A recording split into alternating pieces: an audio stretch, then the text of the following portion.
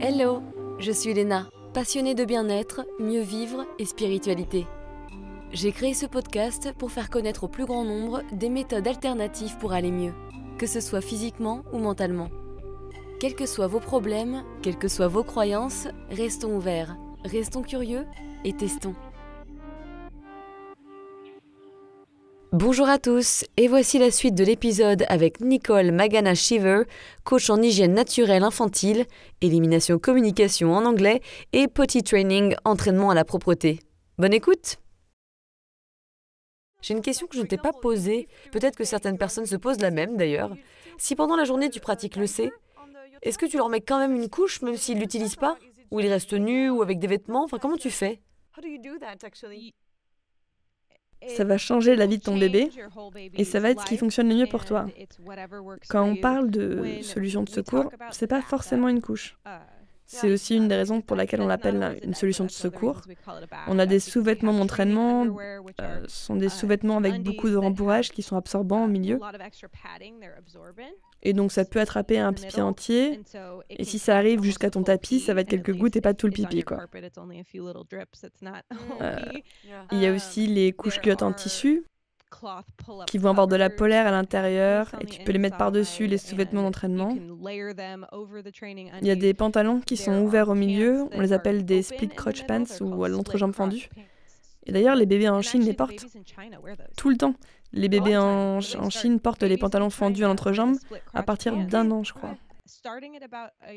Parce que comme ça, ils peuvent juste s'asseoir sur le pot, ils n'ont pas besoin d'enlever quoi que ce soit.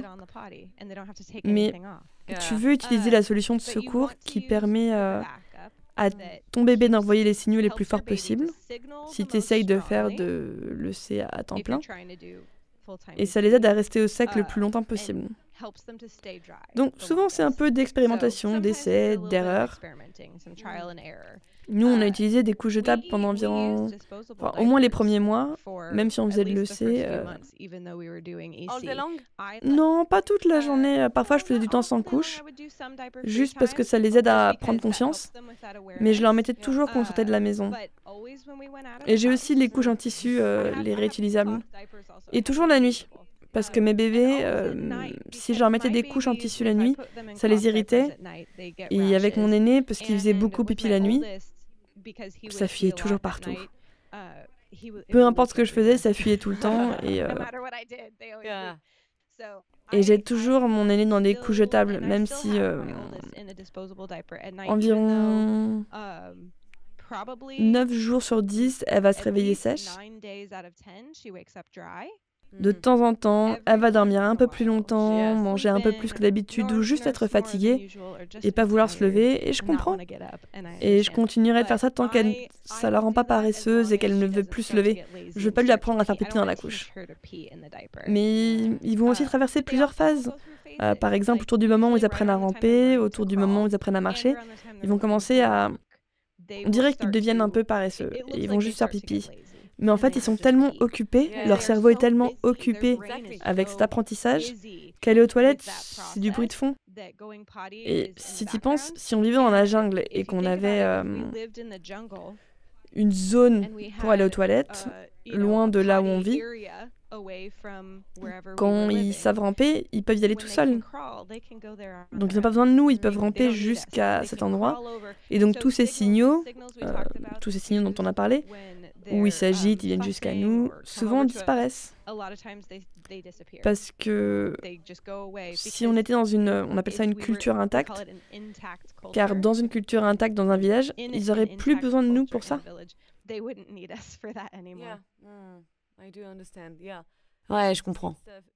Oui, c'est des phases, des cycles. Et alors la nuit, comment tu pratiques le C? Encore une fois, ça va dépendre de si tu en as envie ou pas. On dit toujours de faire ce qui va procurer à la famille le plus de temps de sommeil possible. Parce qu'évidemment, surtout avec un nouveau-né, c'est tellement important. C'est tellement important, tu peux pas fonctionner dans la journée si tu dors pas pendant la nuit.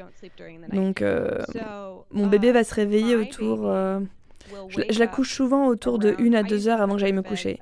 Et on a juste trouvé notre rythme maintenant où elle va se réveiller juste avant que j'aille me coucher. Et donc elle va pleurer, je vais la nourrir et je la mets sur le pot. Parce que si je la mets pas sur le pot, elle va se rendormir et se réveiller rapidement après.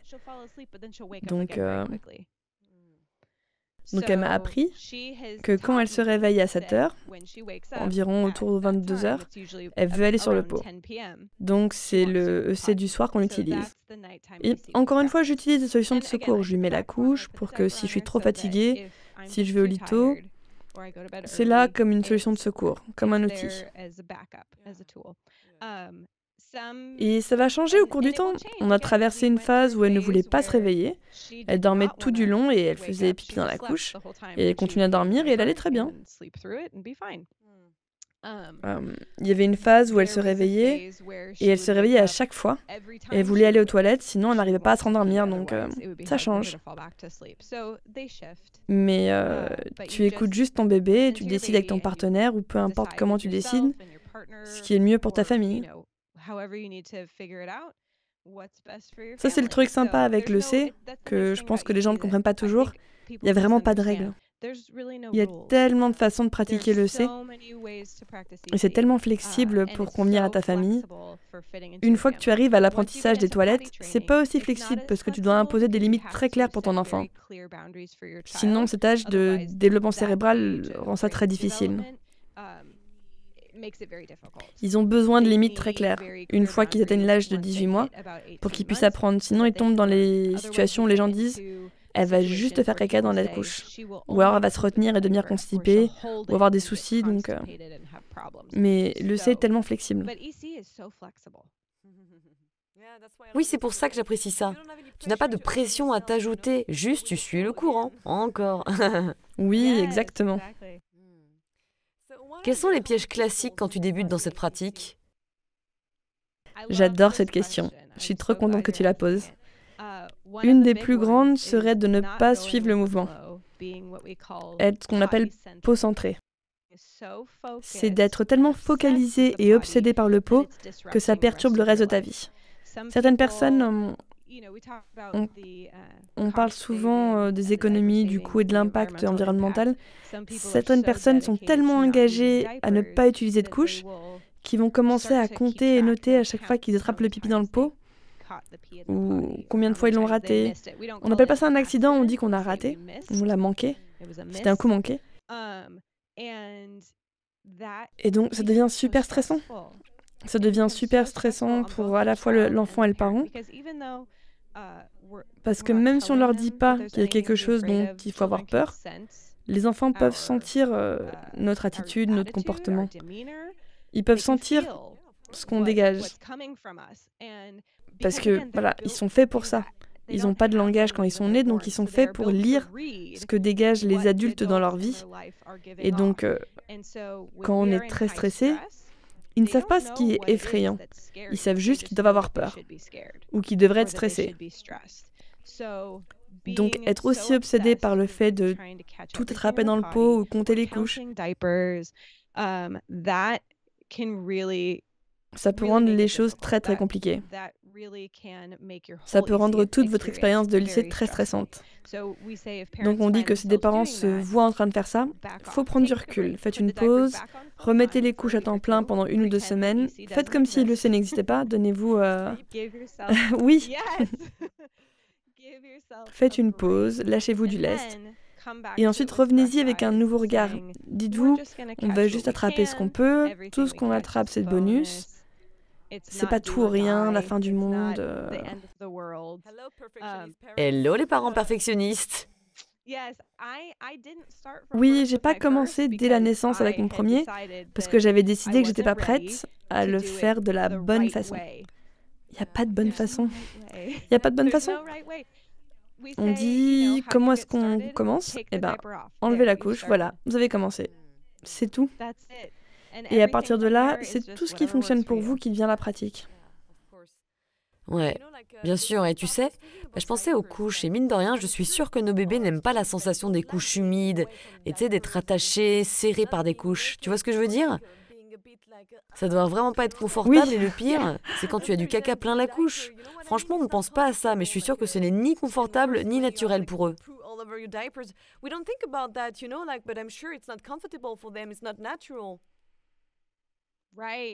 oui, exactement.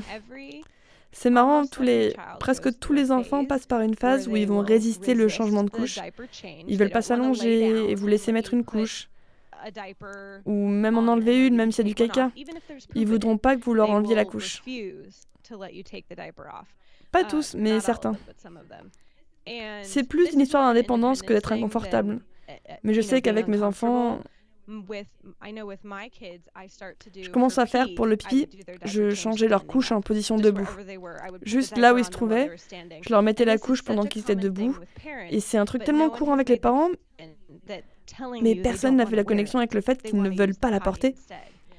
Ils veulent utiliser le pot à la place, parce que les entreprises de couches nous ont dit qu'ils n'étaient pas prêts. Et la même chose avec le fait de montrer de l'intérêt à utiliser le pot. On a ce que j'appelle chez moi une politique de la porte ouverte.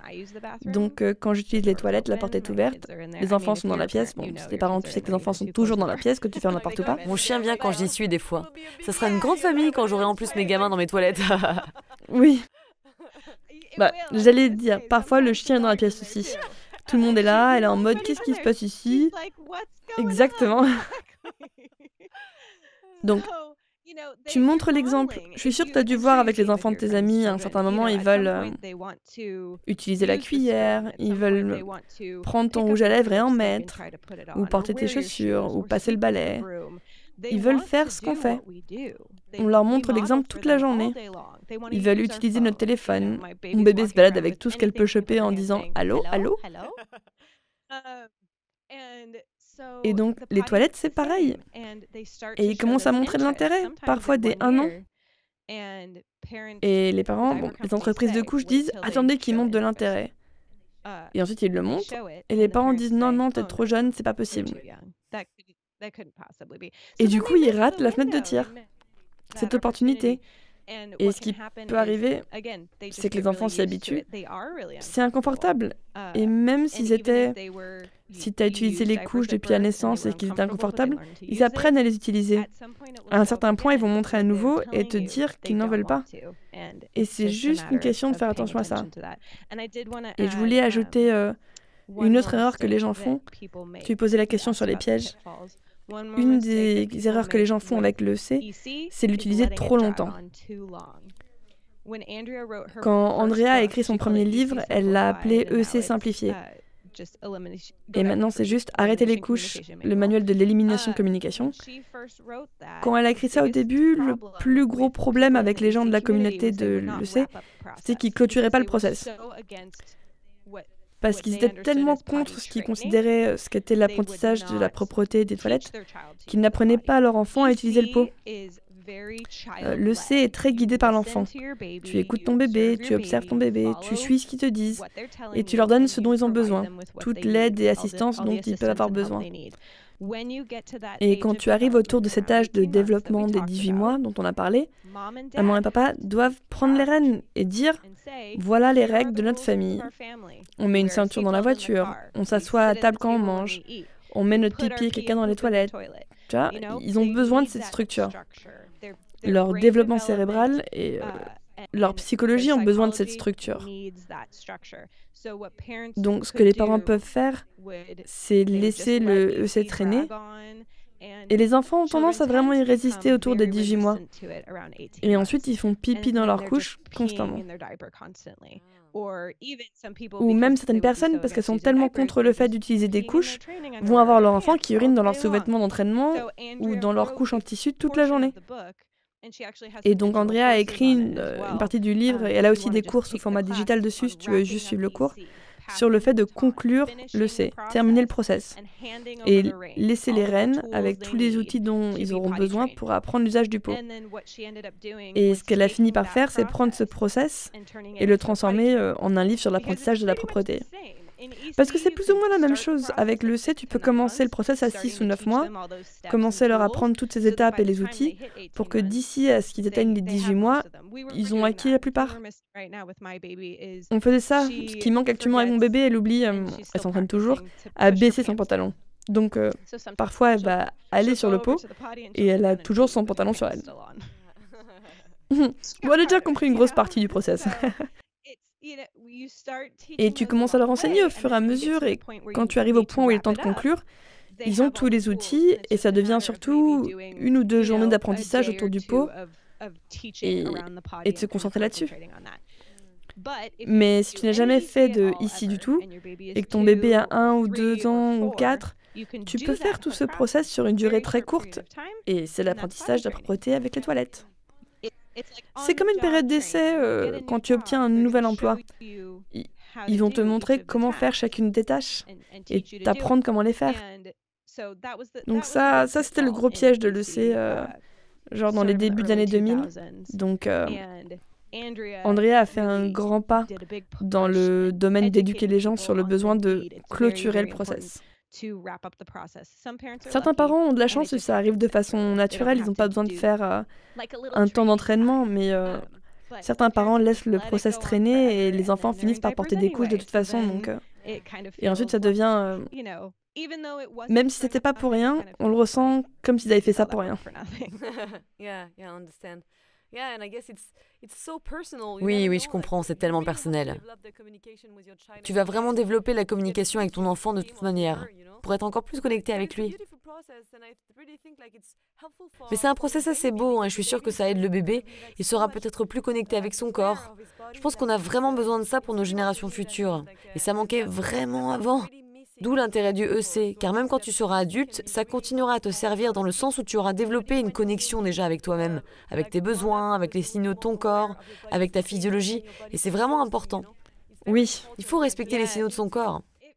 Pour nous, ça va de pair avec tout ce qu'on appelle, nous ici, l'éducation positive ou l'éducation naturelle.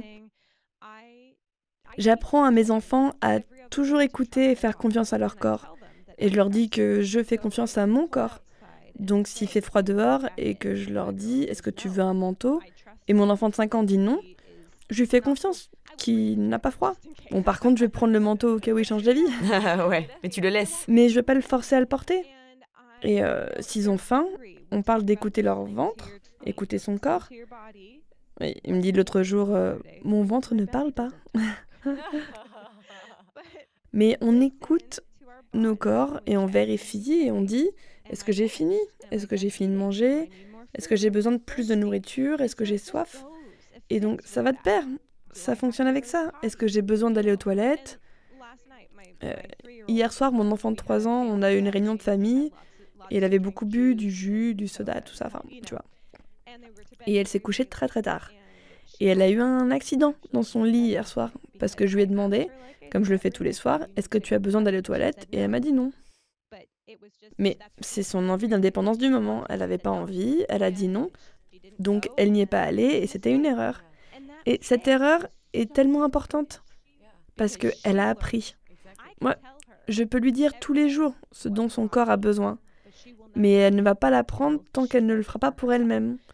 Donc ça peut être très dur pour pas mal de parents à réaliser. Même moi, même avec un 3e bébé. De lâcher du lest. Mais vos enfants vous le rappellent, encore et encore.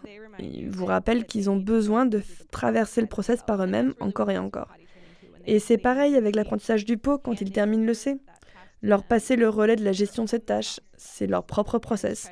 Et quand les parents essayent trop de le contrôler, ça devient difficile.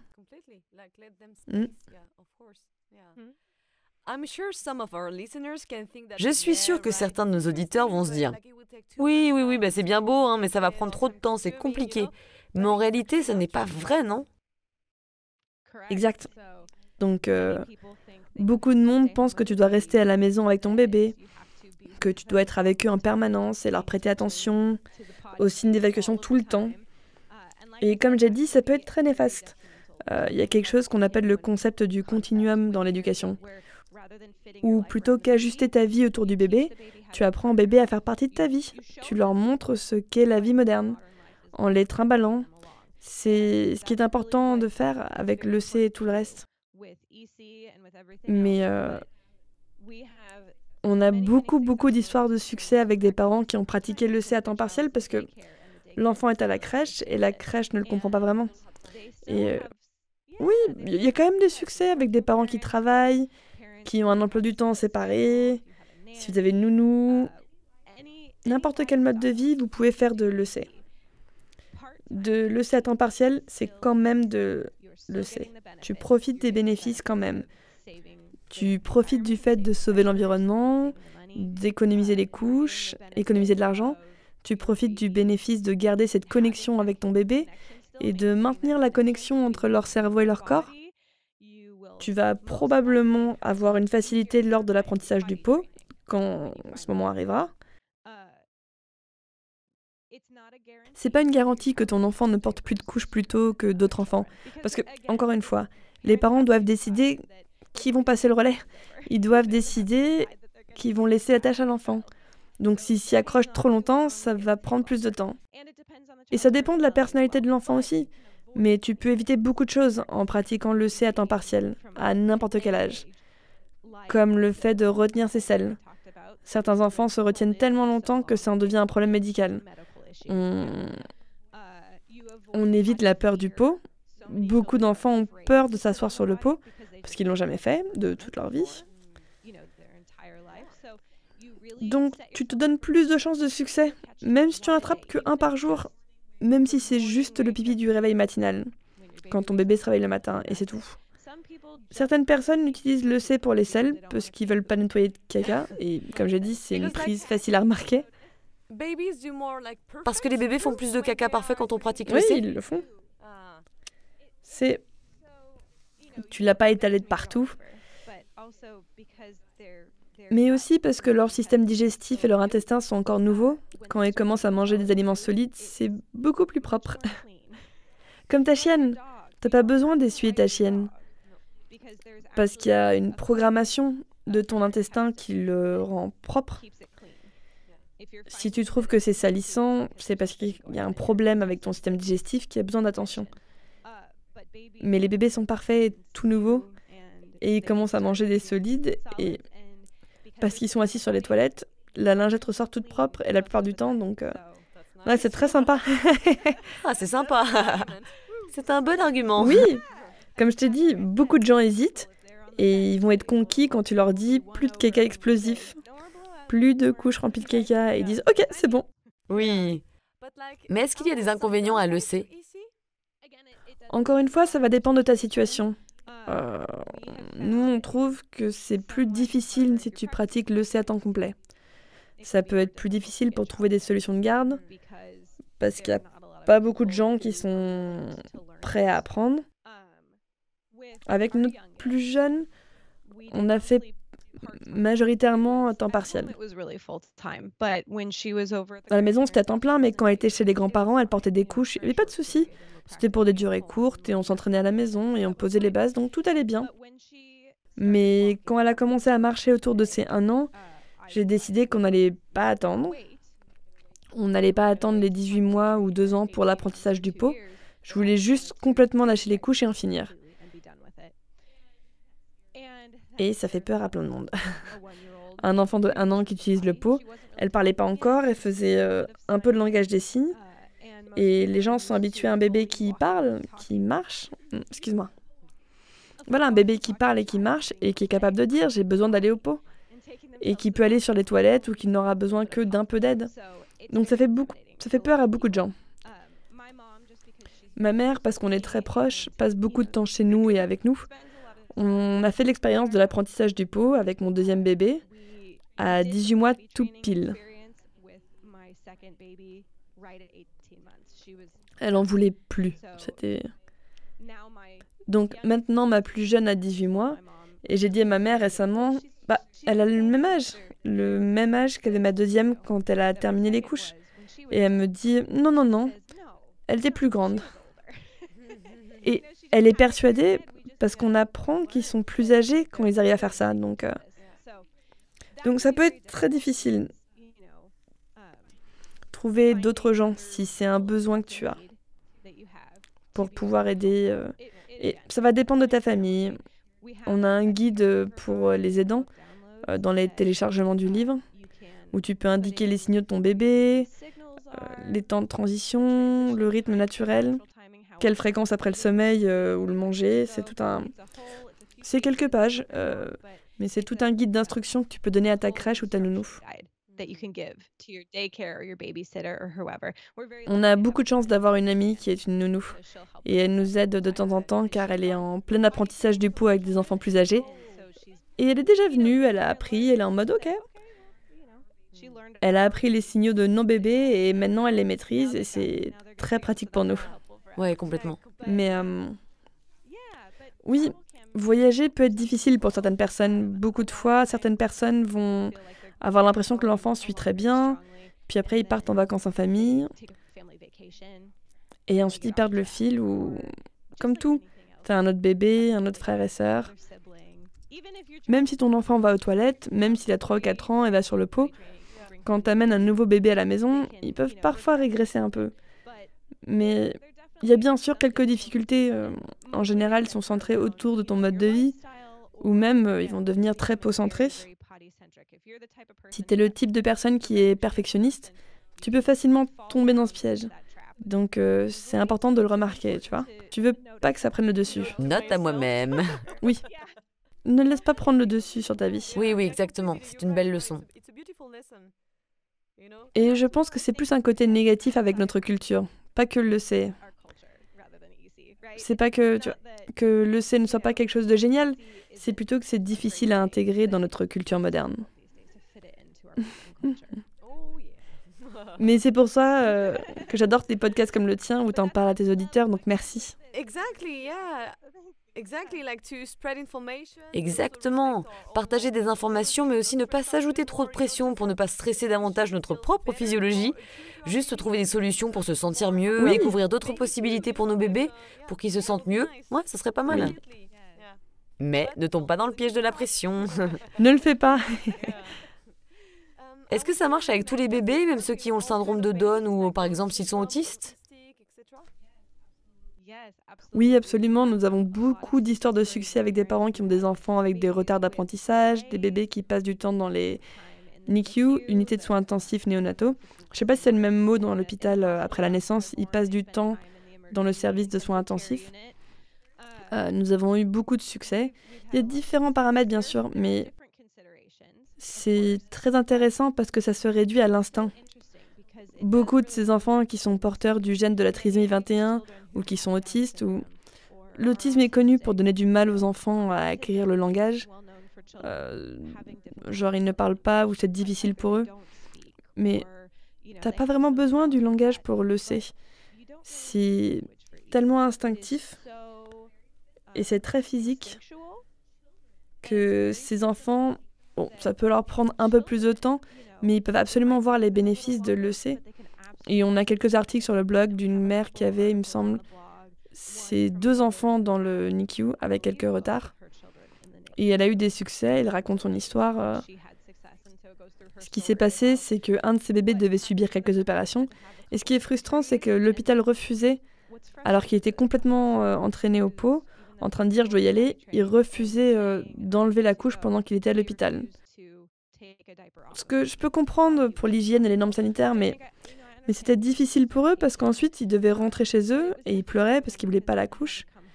Et quand ils rentraient des séjours à l'hôpital, ils devaient tout recommencer, mais ils avaient les outils, ils avaient le process, ils savaient que c'était un succès, ils avaient la confiance. Donc ça leur prenait environ 1 semaine et ils arrivaient à lui enlever la couche à chaque fois. Donc oui, absolument, ça peut fonctionner pour tous les enfants, peut-être pas à temps plein, et peut-être qu'ils utiliseront des couches toute leur vie, mais tu peux quand même en tirer des bénéfices.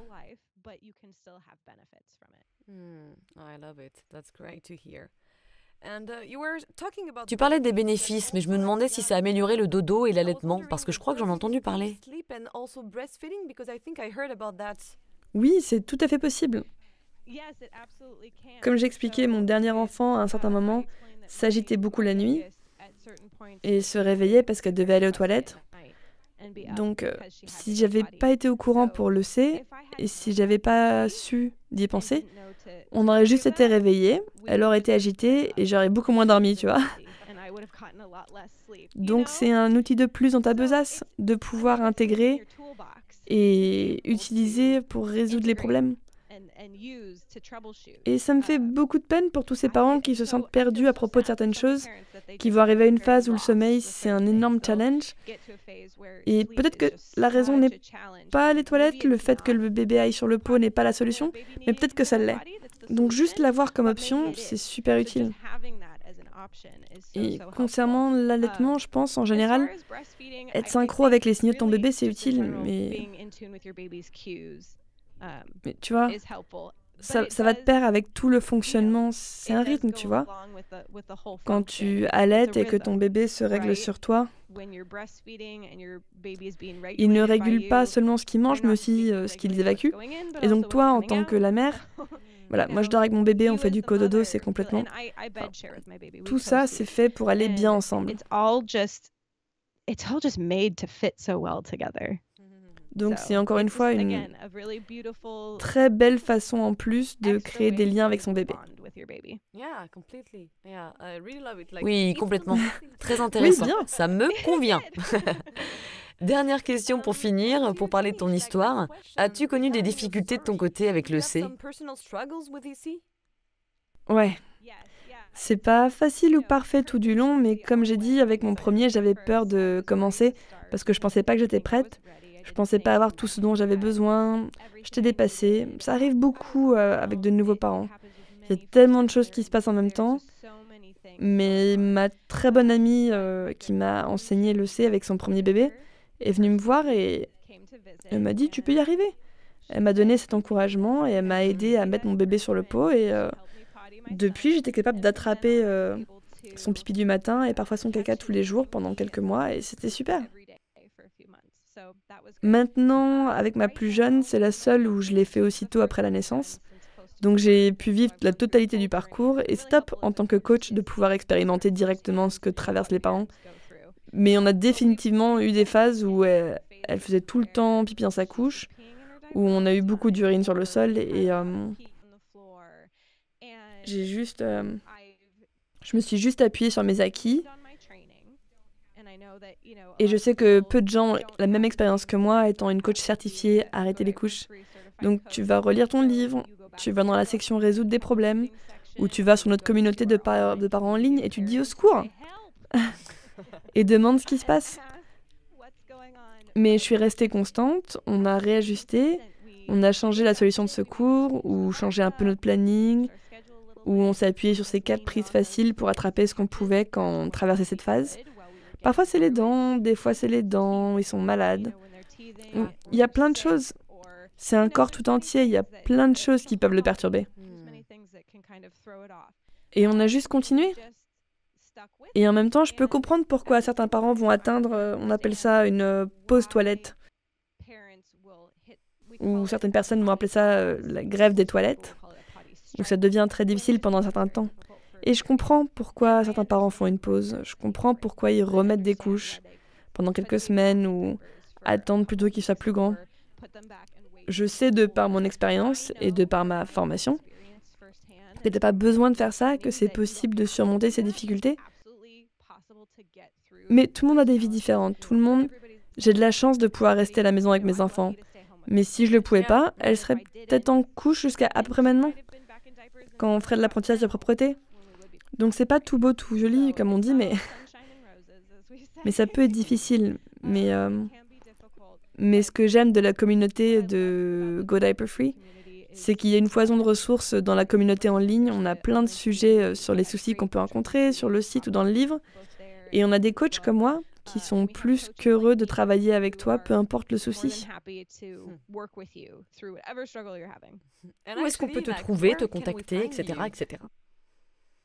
Je suis sur le site godiaperfree.com, godiaperfree.com, /thepotymama, THEPO2TYMAMA, aussi sur Instagram @thepotymama. Et quand tu rejoins la communauté Go Diaper Free, nous avons un mode de recherche de coach, on a des coachs partout dans le monde.